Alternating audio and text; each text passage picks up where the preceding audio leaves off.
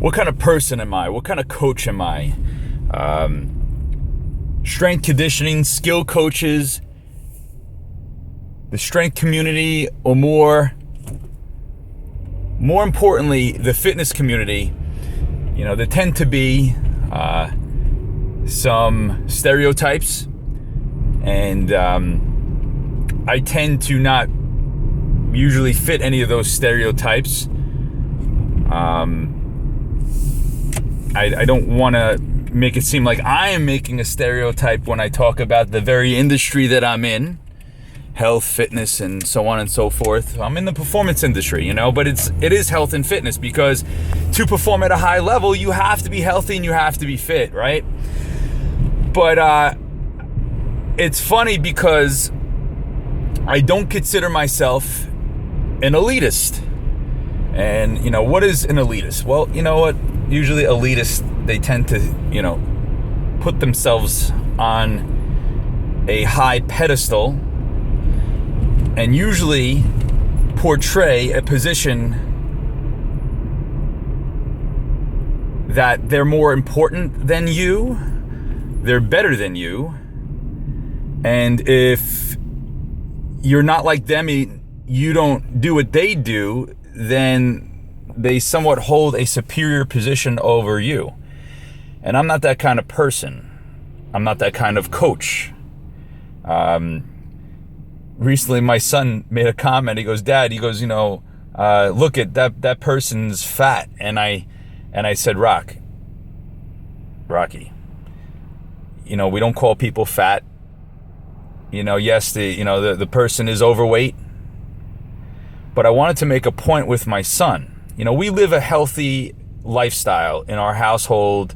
You know, we're athletes. We participate. My kids participate in sports. I mean, the way my son's being raised, you know, with our gym full of competitive fighters and, you know, people who are going after physical goals, he's starting to develop his perspective when it comes to health, fitness, and who's in shape and who's not in shape. But the point that I wanted to make to my son was that there's nothing wrong with being fat. Hear me out here. There's nothing wrong with being overweight. There's nothing wrong with being obese. A lot of you might be saying, "Joe, what are you talking about? That's ridiculous. It's awful being that way." Really? Maybe for you. And maybe that's your perspective.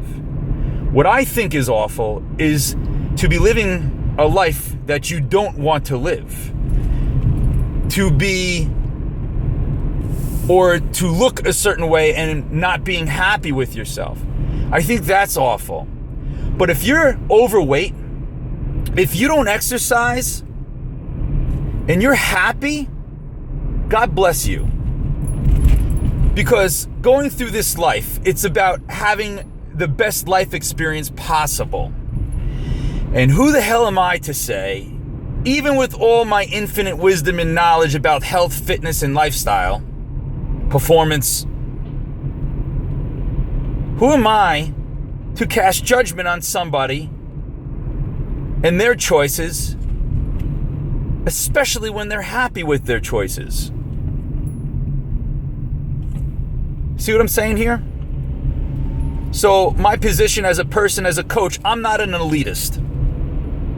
And I don't ever want to shove my agenda, my position, my status in my life down somebody else's throat. But I'm also here to help anybody who wants that help. If they're not happy with how they look, happy with how they feel, if how they look and how they feel is the very thing that's interfering with their happiness, their performance, with their production on the athletic playing field, well, that's another story.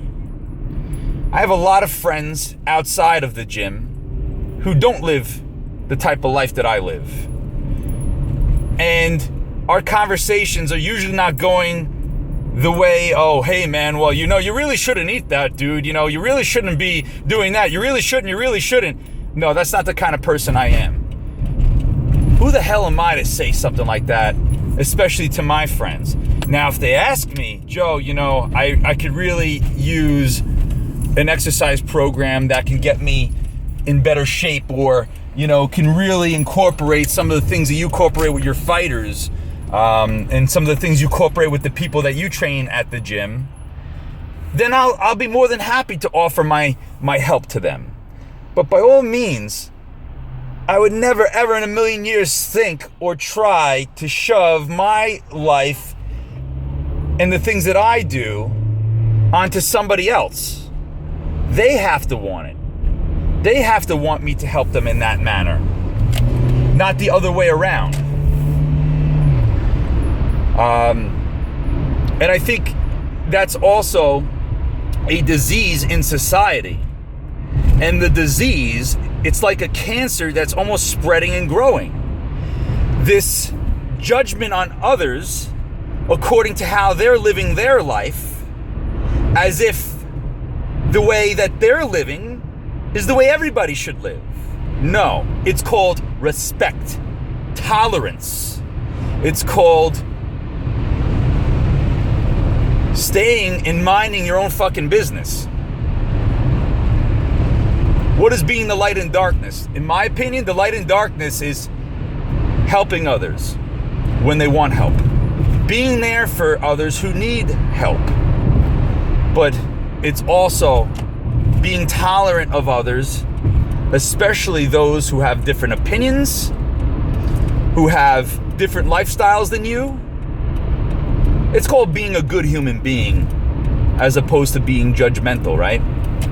So going back to the kind of person that I am, I don't think there's anything wrong with if you like to smoke cigarettes, or if you like to drink alcohol, or if you like to go and eat a bunch of pizza and you have a big belly.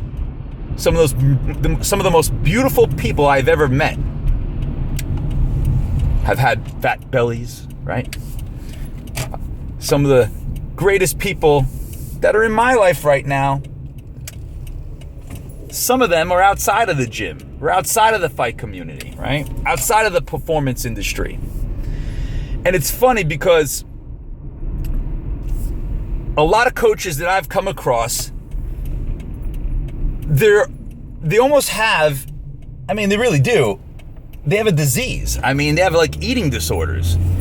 Their perspective on food is so outside the norm that it makes everybody uncomfortable, if you cannot go to a restaurant and know when it's the time and place to have a cheat meal or to enjoy yourself, when you literally need to sit on the psychiatrist's couch because of how you feel after having a cheat meal, then you have an eating disorder.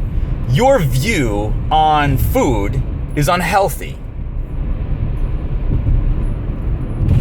And when you exercise to the point where you're deconditioned, to the point where you're overtrained,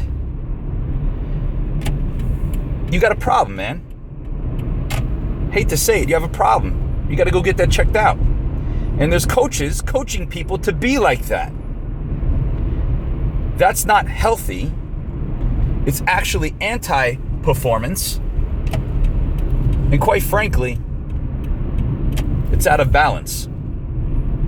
To be in balance, just like a great training program, right? If all you did was bicep curls, you probably have weak triceps. But to train for balance, you're gonna have better performance. Well, life is like that too. There's a time to eat healthy and train your ass off. There's a time to lift heavy, and there's a time to be disciplined and regimented, and there's a time to chill out, kick back, and be like everybody else. And there's also a time to not go out to eat and not have cheat meals, and there's a time to go out with your family and your friends and to enjoy yourself. And within that balance, don't take my word for it, it's proven. Mind, body, spirit. There needs to be a balance of discipline, hard work, exercise, training. And if you're an athlete, to be disciplined in the gym and outside of the gym with your skill, with your conditioning, with your lifestyle habits in order to compete at the highest level possible. And there's a time to deload so you can reload. It's the balance of things. Now that's the light and darkness.